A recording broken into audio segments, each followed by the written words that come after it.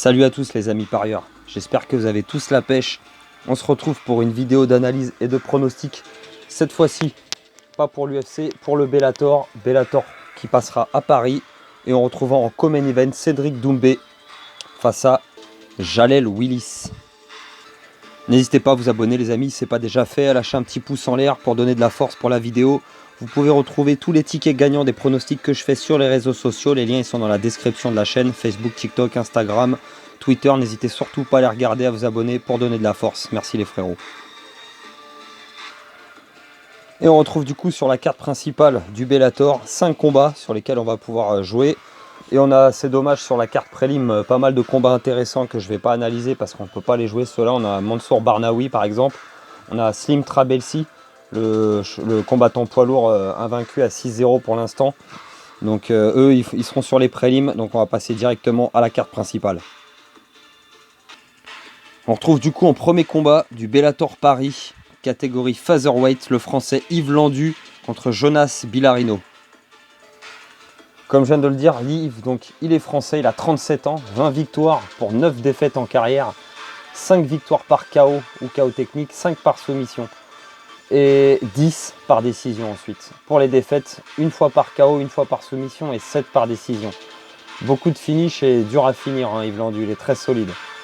Sur ses derniers combats, donc c'était au Bellator. Au Bellator, il a combattu depuis maintenant, ouais, ça doit bien faire 4 ans. Ouais, c'était en 2020, là, je le regarde, c'était en 2020. Avant ça, il avait combattu au Rizin ou même au 100% Fight, hein, directement à Paris. Pour ce qui est de ses derniers combats au Bellator, il a quand même enchaîné une série de 4 victoires. Parce qu'il avait commencé par une défaite au Bellator en 2000, par une victoire, pardon, excusez-moi, contre Terry Brasier. Il avait enchaîné contre une défaite, mais là, il est sur 4 victoires d'affilée, le français. 4 victoires, dont, alors il y en a une, le dernier, c'était un split decision, c'était très serré. Mais avant ça, il avait eu même au Bellator Paris, Bader contre Congo numéro 2, une victoire par KO technique au premier round. Donc il a beaucoup d'expérience, le français. Il est capable d'éteindre la lumière, hein. Il aime bien mettre des KO, mais il est capable de soumettre aussi. Même si pour retrouver des soumissions, il faut remonter, c'est vrai, un petit peu plus loin dans le début ou dans le milieu de sa carrière, on va dire. Mais il est assez complet en soi, le français Yves Landu. Il est donc opposé au Brésilien, Jonas Billarino, qui a 33 ans, 11 victoires pour seulement 2 défaites en carrière. Sur ces 11 victoires, il y a 8 KO, KO technique, une soumission et seulement 2 décisions. Pour ses défaites, il a perdu une fois par KO et une par décision. Il est au Bellator, lui, depuis peu, ça va être son premier combat dans l'organisation. Avant ça, il combattait au LFA. Au Brésil, il avait combattu au Série Contender de Dana White. Il avait gagné, alors derrière, je ne sais pas pourquoi il n'a pas poursuivi à l'UFC. Il est parti au LFA derrière, ils n'ont pas dû réussir à trouver un contrat. Il avait combattu au Jungle Fight aussi. Donc beaucoup de sa carrière s'est passée au Brésil pour l'instant. Sur ses victoires par KO, son dernier combat, donc c'est une victoire par KO, par high kick au deuxième round. Avant ça, il avait gagné au LFA 36, au 136 au mois de juillet 2022. Il avait gagné par décision, donc ouais, il a fait qu'un seul combat l'année dernière, au mois de janvier. En 2024, il n'a toujours pas combattu pour l'instant, le Brésilien. Donc pour son premier combat au Bellator, il est quand même opposé à un combattant solide, hein, le français. Il est au Bellator depuis déjà 4 ans. Il a déjà eu une défaite, comme il a enchaîné plusieurs victoires d'affilée. C'est un habitué de l'organisation. Pour ce qui est, à mon avis, du combat, le Brésilien, il est plus grand. Il fait 1m80, il est un peu plus grand que le français. Il aime le KO, il va chercher, je pense, le combat debout. Yves Landu, il serait capable, si ça devient trop compliqué, je pense, d'emmener le Brésilien au sol pour essayer de le contrôler, éventuellement essayer de le finir, ou de le soumettre ou de l'envoyer du grand hand-pound. Je pense que le français, il a plus de compétences que le Brésilien et plus de possibilités de gagner ce combat. Pour ce qui est des cotes, on retrouve le français favori avec une cote à 1,42 et une grosse cote à 2,68 pour le Brésilien. Alors je pense que le français a plus de chances, effectivement, plus de clés pour aller vers la victoire que le Brésilien. Mais attention au Brésilien, hein, qui est plus grand et qui aime le striking, qui aime le KO aussi. Yves Landu, il a déjà 37 ans, alors dans une catégorie Featherweight, hein, où à moins de 70 kg, les combattants à moins de 66, voilà, là, plus les années passent et moins on est rapide, forcément on perd de la rapidité. Et j'espère que sur les échanges en striking, voilà, le français ne va pas se faire surprendre. Mais je pense quand même que voilà, il a plus de compétences, comme je le disais, d'avoir une clé vers la victoire que le Brésilien. Je conseille donc de choisir le français Je pense que c'est le choix le moins risqué, sachant que le Bellator il se passe à Paris. La dernière fois qu'Yves Landu il était au Bellator à Paris, c'était où il y avait Congo contre Bader 2. J'y étais moi et je peux vous dire qu'il avait mis l'ambiance avec sa victoire et porté par la foule, le public, il avait eu un finish sur son combat. Je me dis que s'il pourrait se passer un peu la même chose, sachant que le Brésilien il va vouloir échanger aussi. Il y a une possibilité pour que ça se termine assez tôt le combat, premier ou deuxième round. Je vois bien une victoire du Français. On enchaîne sur le combat suivant. Et on retrouve ensuite deuxième combat catégorie lightweight. Thibaut Gouti contre Archie Colgan. Thibaut Gouti, il est français. Thibaut Gouti, il a 37 ans, 17 victoires pour 6 défaites en carrière. 7 victoires par finish, par KO technique, 6 par soumission et 4 par décision. Pour ses défaites, il a pris une fois un KO, 2 soumissions et 3 décisions. Alors Thibaut Gouti, c'est un Français qui a combattu à l'UFC, qui était arrivé à l'UFC il y a quelques années, ça remonte en 2016, il était arrivé invaincu dans l'organisation et malheureusement il avait enchaîné ses 3 premiers combats avec 3 défaites et 3 finishes malheureusement. Il avait trouvé la victoire qu'au bout du 4e combat à l'UFC et ensuite après cette victoire il avait enchaîné 2 autres défaites contre par exemple Sage Northcutt. Malheureusement après ces 2 autres défaites ça avait été compliqué pour lui, du coup il était retourné combattre dans des organisations un peu plus petites, un peu organisation on va dire mineure. Il avait retrouvé le chemin de la victoire face à Mehdi Bagdad au Trophée des Étoiles. Il avait enchaîné ensuite quelques victoires jusqu'à arriver au Bellator, où c'était au Bellator 280, hein, pareil, Bader contre Congo numéro 2, où il avait gagné par décision. Il a pris une défaite ensuite en 2022 au Bellator 287, et on l'a retrouvé au Bellator 296 au mois de mai 2023, où le Français a retrouvé le chemin de la victoire. Il a gagné également par KO cette fois-ci au 2e round. Donc Thibaut Gouti, hein, il a beaucoup d'expérience, hein, comme je vous l'ai dit, il avait signé à la base à l'UFC en 2016, hein, il y a 8 ans déjà. Ça s'est pas bien passé pour lui dans l'organisation, malheureusement il a réussi à obtenir une seule victoire. Et c'est une catégorie lightweight je veux dire, voilà, c'est une des plus compliquées au monde avec les featherweight, les lightweight, elles sont vraiment très difficiles comme catégorie, il y a beaucoup de talent. Donc aujourd'hui, âgé de maintenant 37 ans, le Français voilà, il est dans une organisation un petit peu plus petite que l'UFC, le Bellator. Ça reste une très bonne organisation avec quand même un niveau assez élevé. Et la preuve, avec l'adversaire du Français, Archie Colgan. Il est américain, il a 28 ans, 9 victoires pour 0 défaite. Sur ces 9 victoires, on a 5 finishes par KO technique, 1 par soumission et 3 par décision. Il a donc 0 défaite. Il est au Bellator depuis maintenant un petit moment, en plus l'américain depuis 2 ans, depuis 2022. Et il a enchaîné 5 combats et 5 victoires donc en 2 ans, où il a eu 3 finishes par KO technique et 2 victoires par décision. Avant ça, il avait même, il combattait c'était au Eagle FC je crois, non au LFA. Au LFA aussi, il a combattu au LFA dans son début de carrière. Il avait même combattu au Bellator en 2021 à Congo contre Kharitonov, j'avais oublié celui-ci, il avait gagné par KO technique, donc l'américain c'est un parcours, voilà, beaucoup de finishes, hein. 6 finishes sur ses 9 victoires, très peu de décisions, il est jeune, il est en confiance, je pense que ça va être compliqué pour le Français. Le Français il a l'expérience, bien sûr, hein, il a beaucoup plus d'expérience que l'américain, mais à 37 ans dans une catégorie lightweight ça commence à devenir compliqué. Alors il est quand même sur une victoire le Français, hein, il ne faut pas l'enterrer. On va regarder les cotes. On retrouve l'américain favori avec une cote à 1,36 et le français avec une cote à 2,88. Alors Thibaut il a des chances, hein, je pense que ça va striker dans le combat. Ça va chercher le KO. Thibaut Gouti il a quand même beaucoup de finish par KO aussi. Et là il a plus d'expérience que l'américain, donc il a ses chances, hein. Sa cote elle est intéressante à 2,88, mais ouais, j'ai peur, hein. L'américain il est beaucoup plus jeune. Ça me paraît quand même compliqué pour notre français, donc je pense que le choix le moins risqué, ça reste quand même de choisir l'américain. Je pense que c'est quand même le choix le moins risqué de rester sur l'américain. J'ai peur que le français, ça se termine mal malheureusement. On enchaîne sur le combat suivant. On retrouve en 3e combat catégorie middleweight, Grégory Baben contre Costello Van Stenis. Grégory Baben, encore un français, il a déjà 40 ans, 23 victoires pour 11 défaites. C'est un ancien, Grégory Baben, il est là depuis un bon moment. Je me souviens de lui quand il était jeune, face à Karl Amoussou à l'époque où il s'était affronté pour savoir qui était le meilleur français. Ça remonte déjà à 2009. Il combat depuis vraiment très longtemps. Il avait commencé, je vais regarder, c'était en 2004. 20 ans, vous vous rendez compte? Il a commencé, il avait 20 ans, il en a 40 et il combat toujours. Grégory Baben, c'est vraiment exceptionnel. Il est du coup au Bellator depuis un petit moment, donc c'est un combattant qui a parcouru beaucoup d'organisations. Il a combattu en Russie, il a combattu vraiment dans toute l'Europe. Il n'est jamais allé à l'UFC, mais il est au Bellator depuis un petit moment maintenant. Ça remonte. Il a combattu au M1 en 2013-2014. Là, il est depuis 2016 au Bellator. Et d'ailleurs, sa dernière défaite à Grégory Baben, ça remonte en 2013 au M1 Challenge. En 2013, il avait perdu par soumission. Ça fait 10 ans qu'il n'a pas perdu. Il a combattu en 2014. C'était au M1 Challenge également. Il avait gagné par soumission au premier round. Ensuite, il avait eu une pause en 2015, il avait rejoint le Bellator en 2016. Et à partir de là, il a enchaîné 1, 2, 3, 4, 5, 6 victoires. 6 victoires d'affilée au Bellator depuis 2016. Il a combattu en 2017, en 2019, 2021, 2022 et 2023. Et il a enchaîné à chaque fois des finishes. Il n'y a eu aucune décision dans les combats de Grégory Baben. C'est soit des KO ou surtout des soumissions. En fait, pour dire, il y a eu un seul KO et que des soumissions. Donc le Français, il a beau... Voilà, je pense que ça a été au final son prime, hein, parce qu'il avait quand même pas mal de défaites, hein, comme vous pouvez le voir sur son palmarès, il y a quand même 11 défaites, pour 23 victoires.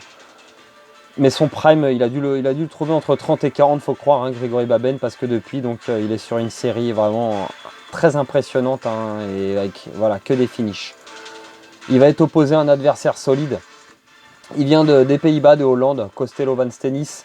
Il a 31 ans, 14 victoires pour seulement 3 défaites. Sur ces 14 victoires, 4 victoires par KO technique, 6 par soumission et 3 par décision. Et pour ces 3 défaites, elles ont été uniquement par décision. Il n'a jamais été terminé, le Hollandais. Son dernier combat, donc, c'est une défaite par décision à l'unanimité contre Douglas Lima au Bellator 296 au mois de mai l'année dernière, au mois de mai 2023. Avant ça, il avait enchaîné 2 belles victoires au Bellator, avec une victoire par soumission en 2022 et une par split decision. C'était au Bellator Milan en 2020. Si on remonte en 2019, il avait eu une autre défaite par décision unanime au mois de novembre 2019. C'était au Bellator 233, ça date un petit peu, ça fait déjà 5 ans, où il avait perdu par décision, donc comme je viens de le dire à l'instant. Mais au Bellator, avant ça, il est quand même là depuis 2017. Hein. Lui aussi, ça fait longtemps qu'il combat dans l'organisation.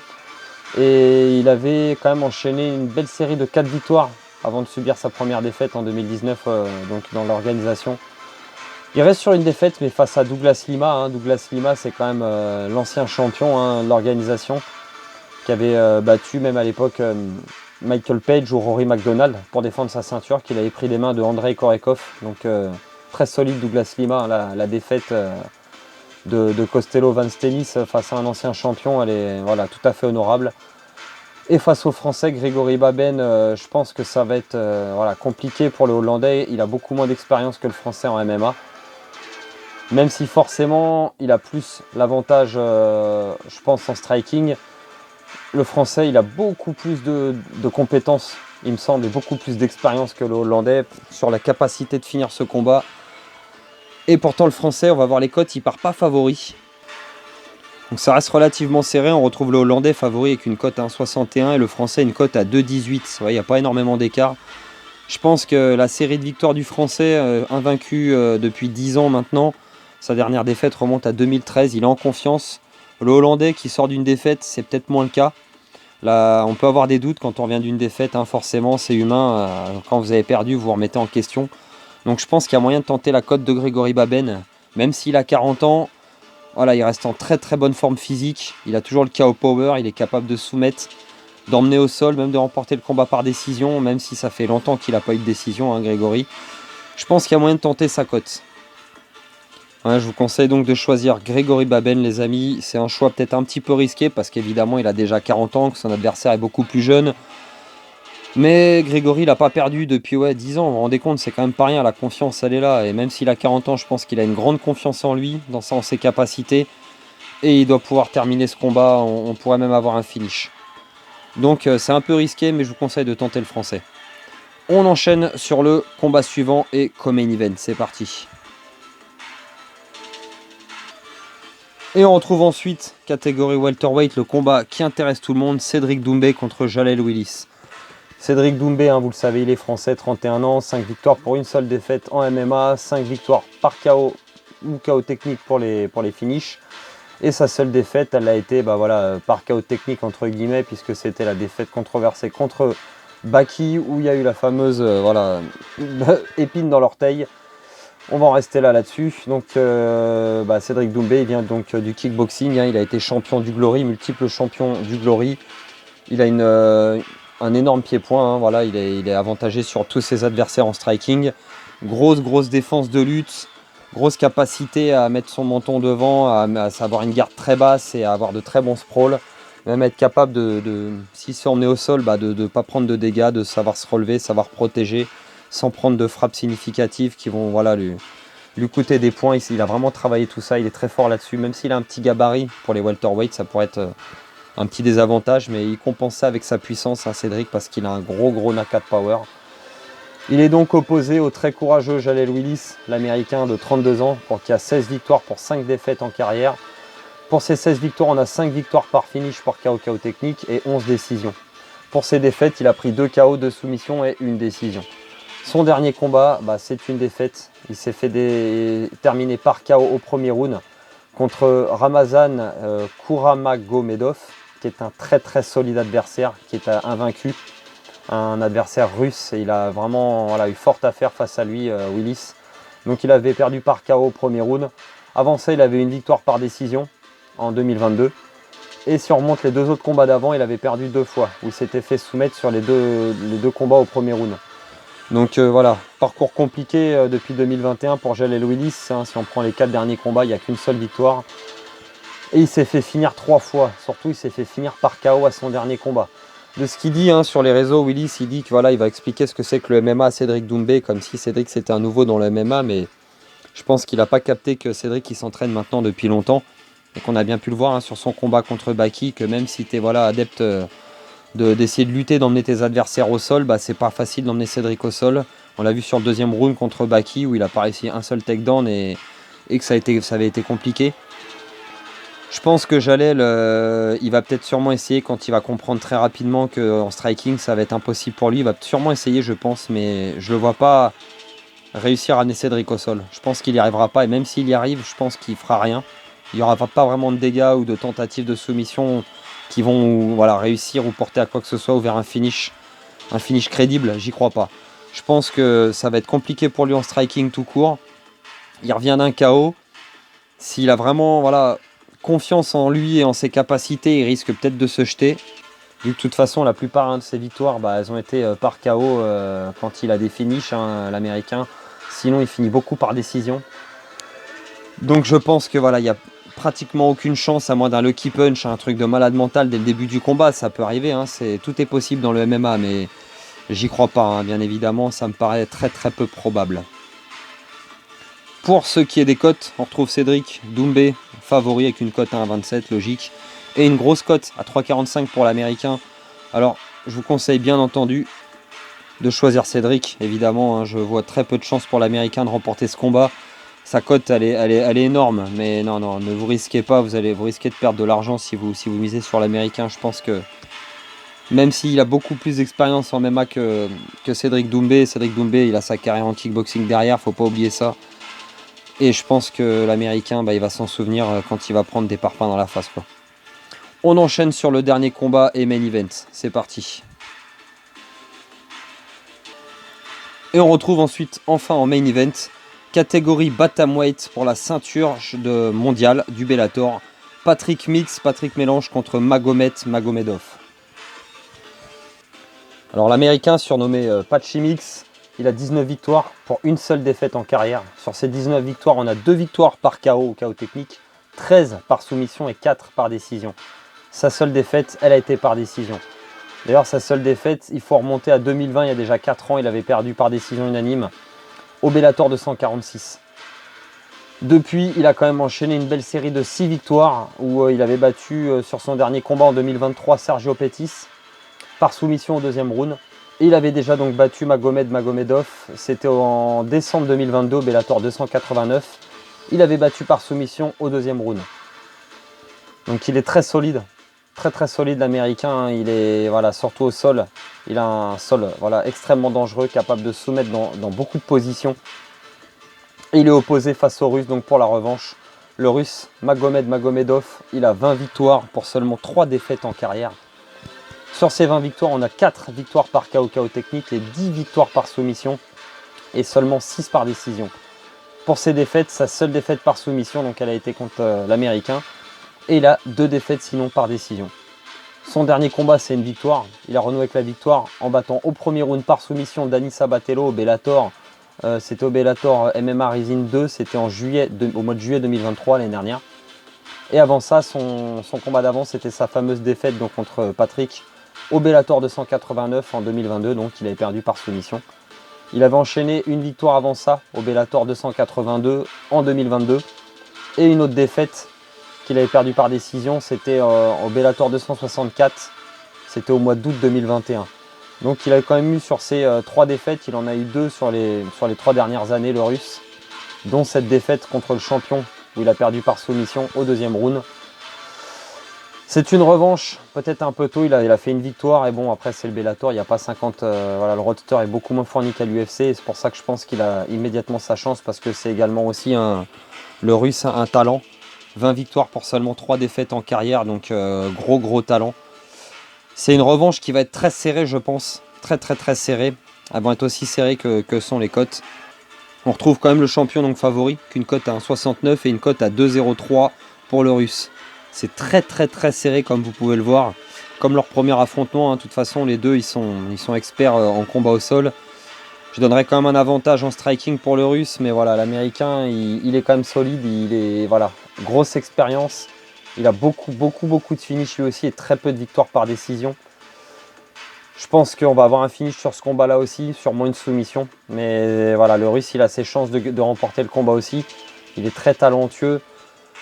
Et c'est vraiment très serré, mais j'ai quand même envie de partir vers le champion. Il a déjà battu le russe une fois, ça lui donne un léger avantage psychologique forcément. Même si le russe il revient d'une victoire, il revient affronter un adversaire qu'il a déjà battu et il faut beaucoup de mental pour voilà, aller prendre sa revanche. Ce qui me donne, je pense, un léger avantage à l'américain. En tout cas, pour ce qui est du mental, hein, bien sûr, parce que pour ce qui est des compétences, je pense qu'ils sont aussi talentueux l'un que l'autre. Donc ça va être très serré. Je vous conseille donc de choisir Patrick Mix, l'américain, Patchy Mix, mais voilà, c'est un combat très serré. Il faut faire attention de ne pas trop s'emballer hein, sur ce combat-là et la cote elle est intéressante, elle va faire grimper la cote totale des 5 combats. Et sinon, vous pouvez le mettre dans des combinés de 2 éventuellement, avec éventuellement le français Grégory Baben, pourquoi pas, ça fera une cote vraiment intéressante. En tout cas, c'était le dernier combat, on en a terminé avec l'analyse et pronostic pour le Bellator Paris les amis. Voilà, j'espère que ces pronostics vont être bonnes. En tout cas, on retrouvera le Bellator vendredi 17 mai à la Core Arena de Paris. Si vous avez des places, je pense que vous allez passer une super soirée parce qu'il y aura vraiment voilà, beaucoup de Français sur la carte et ça va faire le show. Sinon, si vous le regardez depuis chez vous, comme moi, bah pour une fois, ce sera aux heures françaises. On va pas devoir attendre 4 heures du mat comme avec l'UFC. Voilà les amis, si la vidéo vous a plu, n'hésitez pas à vous abonner, à lâcher un petit pouce, à me retrouver sur les réseaux sociaux. Les liens ils sont dans la description de la chaîne, comme je le dis toujours en début de vidéo. Et un grand merci à tous ceux qui prennent le temps de le faire, de s'abonner. Vous faites vraiment plaisir les amis, un grand merci.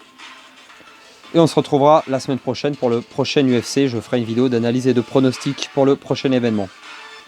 Et il me reste plus qu'à vous dire, comme toujours, de faire très attention avec les paris sportifs les amis. C'est dangereux, risqué. Jouez toujours de l'argent que vous pouvez vous permettre de perdre de façon ludique, réfléchie et récréative. C'est bien entendu interdit aux moins de 18 ans et si jamais vous êtes en détresse d'argent, n'hésitez surtout pas à appeler le numéro qui est affiché à l'écran pour vous faire aider. Sur ce, je vous souhaite une très bonne soirée, je vous dis à très bientôt. Ciao à tous.